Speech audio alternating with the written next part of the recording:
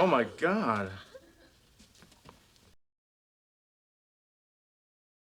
Hey guys, welcome back to the channel. How's everybody doing today? I really hope you guys enjoyed that video yesterday. Brother, let me tell you something. I am thinking about everything that would have been season 7 and I can't get over it. This idea that George's world just completely crumbled and just this image of seeing George possibly dealing with everything with the aftermath of literally his life falling apart after he quote unquote, makes it out, because he did have a rough upbringing to an honestly comfortable lifestyle once he grows up, right?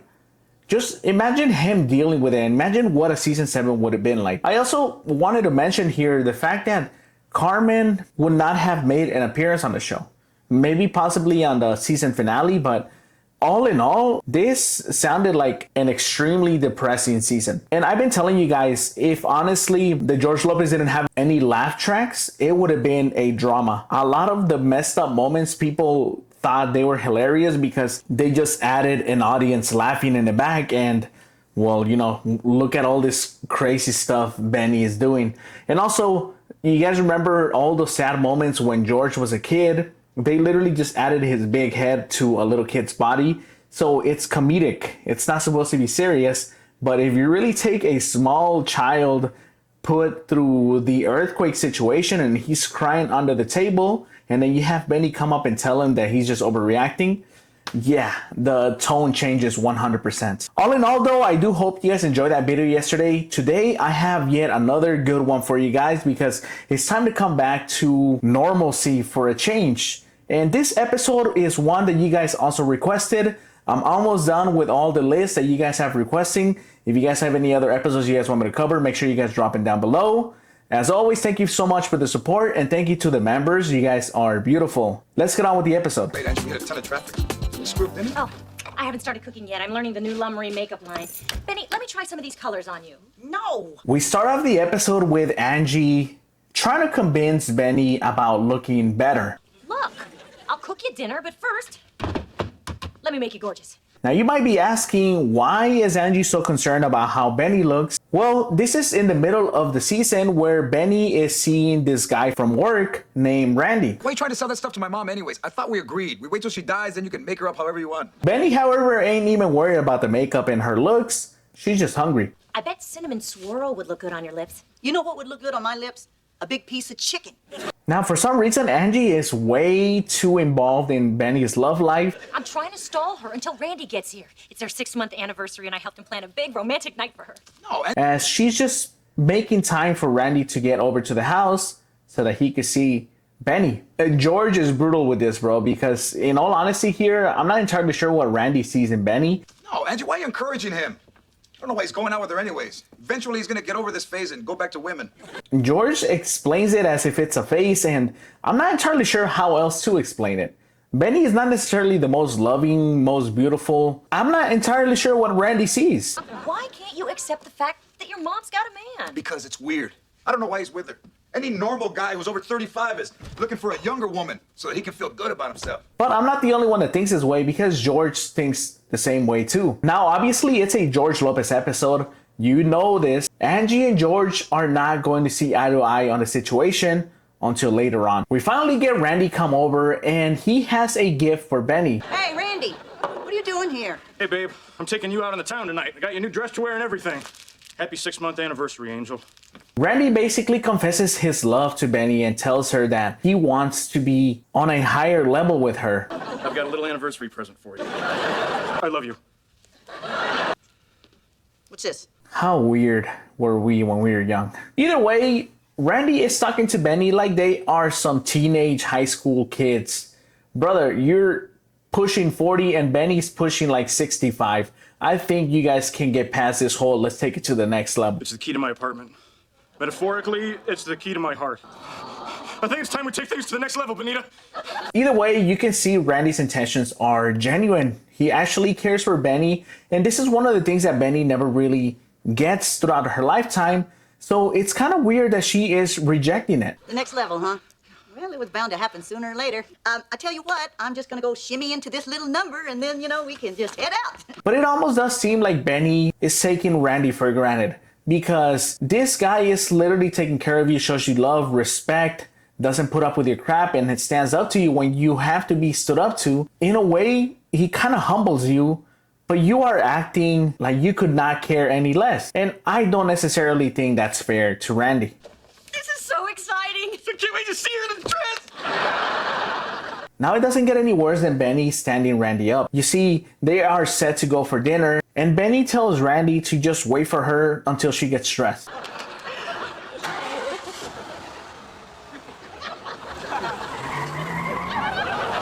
That's right, she ends up leaving them in the Lopez's dining room. Just like that, brother. Like, you're telling me you are taking this man for granted. And look, here's the thing about it too. Benny does not have to be happy with what Randy's giving her. She doesn't even have to settle. 100% don't settle if you are not ready or if you don't think it's enough. Like, there is no issue here. Now, George, being in an uncomfortable situation and more than likely about to get persuaded by Angie to go talk to Benny, decides to pull the same sneaky move Benny just pulled. She doesn't deserve you, Randy. Why would she do that, George? We don't even know if that was her. I could have been the neighbor's car. I'm gonna go check. Mother? This will all work out. Just a quick little side plot here. Ernie, for some reason, is still trying to get some action with some girl that he met. I met a girl at Thirsty's last night, and I might have given her the impression that I have my own office with my own phone line, so... He has the absolute worst plan possible. You can't answer the phone, Powers Brothers Aviation. Well, I might have given her the impression that I was an insurance adjuster.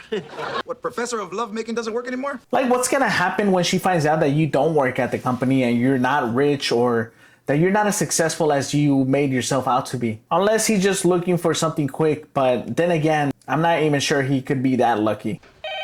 Hello? A big insurance company. Get back to work!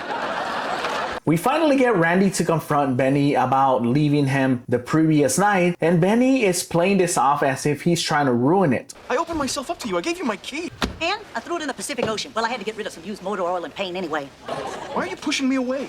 This is the part that confuses me, because you'll see later on in this episode, Benny is offended that Randy just decides to leave it alone. Why are you trying to ruin what we had? We were doing really good before you wanted to take it to the next level. What do you want from me? More than I'm getting. Why can't I spend the night for once? But much more importantly, they get into an argument so bad that George has to intervene. Mom, Randy, in my office now. I warned you two about bringing your forbidden love into work. When you punch in, you're not my mom, and you're not the wrinkle chaser dating her. George does talk to both Randy and Benny and basically has to coach them on the fact that they are being unprofessional at work. You're employees, so act like it. And Mom, bring back my CD player. That's not part of this, but Max said he saw it at your house. Now, this is where Benny gives kind of mixed signals, because she is basically insinuating that they are just hooking up. They're not a real thing, but they've been together for 6 months. He is the one who started this fight, okay? He is the only man in the world who's not happy that he can just hit it and quit it. That's a huge time for Benny too. Honestly, props to her. But this is where the conversation gets more serious, because Randy is basically asking advice from George on how to proceed. Look, Randy, I don't know what you want with my mom, but I'm gonna tell you one thing. Okay, you're not gonna get warmth and affection. I wanted it when I was a kid and I didn't get it.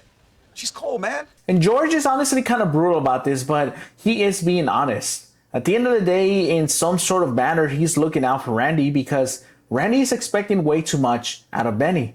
What are you saying, George? She is who she is, man. You have to accept that or you're wasting your time. I hear you, George. Now, this basically causes Randy to break up with Benny, and Benny immediately blows up on George. What's your problem now? He just dumped me. If you hadn't opened your big mouth, he would have gotten over that take it to the next level crap, and we would have gone back to the way we were. This is all your fault. This is what I'm talking about. It's a mixed signal. You basically just stated that Randy should just be happy with what he's getting. Now you're upset that he wants more. At this point, obviously, you expect Benny to do something like this, but this is crazy. It's like she expected Randy to just be waiting on her. And it's Benny, bro. It's also kind of crazy how upset Benny gets. Like, do you really think you have a right to be upset? I'm not entirely sure where Benny's anger is stemming from, but if it's the simple fact that apparently George ruined the relationship for her, I mean, she kind of had a big play in that. Oh, yeah, you're right. This is my fault. I'm the one who sleeps with a man young enough to be his son and then freaks out when he wants something more. Yeah, that's me. All I want to do is sleep with beefy young guys and then throw them away. Now, it's ironic that George and Benny end up getting into a spat right at work, right after George had to coach both Randy and Benny about doing the exact same thing. I'm pretty sure this is sort of sexual harassment from a manager. That's right, Brad. Walk away. This fur is pretty, but this kitty's got claws. Now, back at the house, Angie is starting to sell her La Marie cosmetics, and Max absolutely throws her under the bus. Well, how about you, Max? Is that the junk that burned my scalp? And just as this is happening, Benny walks into the backyard, and boy, it looks like she's had better days. Because, ladies, beautiful hair is what keeps your man happy. Honestly, the insults that George just continues to add to this is just hilarious, bro. Sorry, ladies, we have a homeless problem in the neighborhood, and sometimes they just wander in. Come on, sir, I'll get you a warm bowl of soup. Now Angie here is asking the serious question. What is going on? And why are you walking around in a robe? And of course, Benny has the weirdest answers. I got no one to get dressed for. I got no one to get undressed for. George screwed up my relationship with Randy. We get to understand that Benny is still annoyed with George and holds him responsible for everything that's happened between her and Randy. Like, brother, you do not hold yourself accountable. So much in fact that Benny ends up destroying George's CD player. By the way, I brought your CD player back. Now, this is for some reason something that continues to come up. Benny thinks George is jealous of the guys that she dates, and I don't understand why the writers continuously do this. In the entire time that you've watched the show, you've never once felt that type of way, except for Wayne. But then again, they leave a lot of plot holes, so if they keep saying it, then more than likely George ruined a lot of relationships for Benny. Once again, we have Angie taking Benny's side. George, I can't believe you did that. I've never seen your mom this depressed. Look, what's everybody going so crazy about? What's the big deal about losing Randy? He gave my mom an STD. And I'm not entirely sure if it's because she actually cares for her or if it's because of this. If she's alone in her old age, she's gonna end up living here, in this house, for the rest of her life. And your next wife is not gonna like that. And for once, George makes sense too, because Randy is not entirely the biggest catch. George continues to pop off with all these points, and honestly, they make a lot of sense. It's exactly what you're supposed to be thinking. This relationship with Randy and Benny is supposed to make you believe against all odds, because by all means, they're working. And Angie still believes in this whole real love situation. She thinks that Randy is with Benny because he loves her, and it might be true, right? But I mean, how far can Randy get if Benny doesn't love him? We proceed to Thirsties, where Randy and George have a conversation about their employment. I know you and my mom broke up, right? But I can't take the chance of you two guys fighting on the factory floor again. I tried to keep my personal feelings out of this, but I couldn't. So I'm gonna fire my mom later. You see, George is still thinking manager-wise and believes that them working together is going to be an issue. Randy, being selfless, agrees to quit so that it doesn't affect Benny. Look, Benny doesn't deserve this. If you don't want to fire me, I quit. So you'd actually quit for her? I just did. Only for this to finally hit George in the heart and understand that Randy might actually care for Benny in a way that he didn't think possible. I would do anything for that woman. George, I love her so much.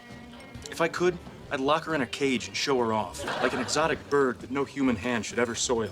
This is where Benny comes into the bar and starts to basically berate Randy for even being in her safe zone.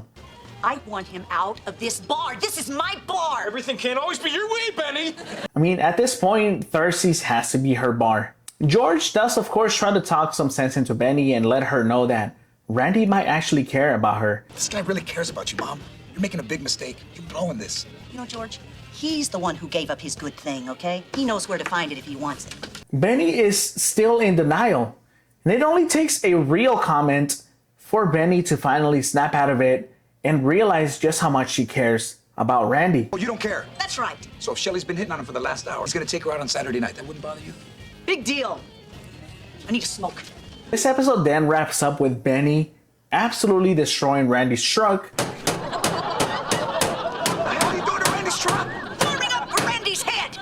Because she was actually jealous. And instead of Randy blowing up on her and realizing that she is not someone to actually be with, You destroyed my truck, you crazy pint-sized Mexican groundhog?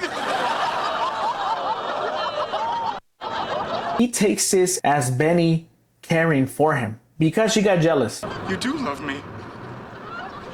Yeah, I was gonna smash up your windshield and George wouldn't let me. You would think, okay, they made up, everything's okay, but Randy takes it one step further and proposes marriage. Marry me. Dude, what are you doing? She still got the tire iron. Okay, what? Okay, I'll marry you. Brother, this episode takes a full 180, but it is kind of nice seeing Benny find happiness. If it wasn't for Randy's past that eventually flares up, they honestly would have made a great couple. I feel like Randy does genuinely take care of Benny, and Benny seems happier when she's with him.